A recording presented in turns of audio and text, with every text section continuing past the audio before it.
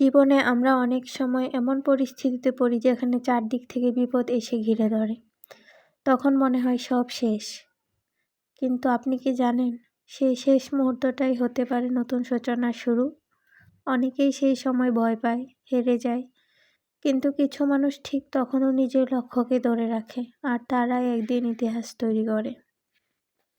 একদিন এক হরিণ জঙ্গলে ঘুরছিল পানির খোঁজে। তার গলা শুকিয়ে আসছিল, পরেও কোথাও পানি খুঁজে পাচ্ছিল না। কিছুক্ষণ পর ক্লান্ত হয়ে একটি গাছের নিচে বসে পড়ে। হঠাৎ পানির শব্দ শুনতে পায়। সেই শব্দের দিকে ছুটে গিয়ে একটি বিশাল নদী দেখতে পায়। নদী দেখে সে খুব খুশি হয়ে যায়। মনে হচ্ছিল সে যেন নতুন জীবন ফিরে পেয়েছে। তাড়াতাড়ি নদীর কাছে যায় পানি পান করার জন্য।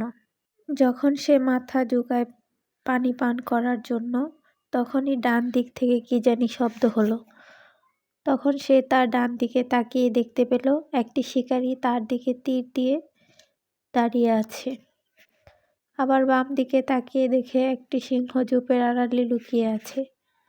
বাঁচার জন্য হরিণটি পিছনের দিকে তাকায়, কিন্তু দেখে ভয়ানক আগুন তার দিকেই আসছে। তার চারপাশ থেকে বিপদ ঘিরে ফেলেছে তাকে। হরিণটি কিছুক্ষণ চিন্তায় পড়ে যায় এবং সিদ্ধান্ত নেয়, যেহেতু আমার মৃত্যু নিশ্চিত, তাহলে আমি পানি পান করেই মারা যাই।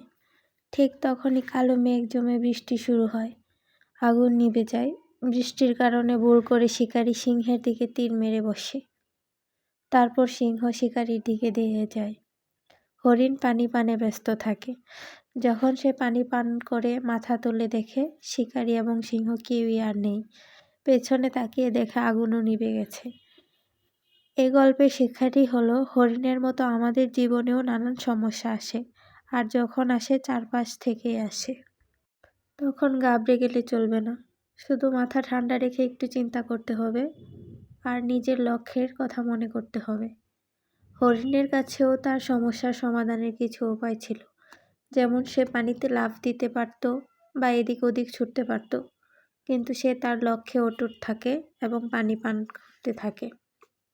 হরিণের মতো আমাদের জীবনেও চারপাশ থেকে বিপদ আসতে পারে, কিন্তু আমরা যদি আমাদের কাজে মনোযোগ দিই, তাহলে সেসব বিপদ আপনা আপনিই চলে যাবে। অতএব আমাদের জীবনের সমস্যাগুলোর সমাধান করার জন্য সাহস, ধৈর্য এবং সঠিক সিদ্ধান্ত নেওয়ার ক্ষমতা থাকতে হবে। শুধু ভয় না পেয়ে কাজ চালিয়ে যেতে হবে।